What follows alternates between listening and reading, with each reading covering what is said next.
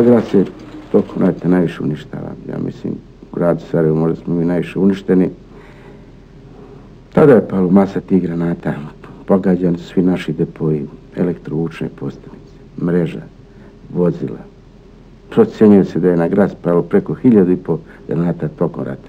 Tada su bile velike štete.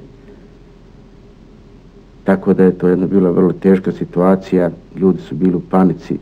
Napadnuti smo bili sa svih strana i pokušali smo da spašamo što spas može. I ono malo radnika što je bilo ostalo, pokušalo je da sklanja autobuse, tramvaj nismo mogli da sklanjamo. Tramvaj smo kasnije sklanjali pomjerujući iz našeg depoa u ulicu Maršala Tita jer su tamo bili sklonjeni. To smo radili često, to je bilo jako naporno. Bez struje mi smo to vukli sa našim vozilima i zahvaljujući tom našem tada pionirskom radu mi smo uspjeli da sačuvamo tramvajski saobraćaj koji smo poslije sanirali, evo vidite, i poslije smo pustili u saobraćaj.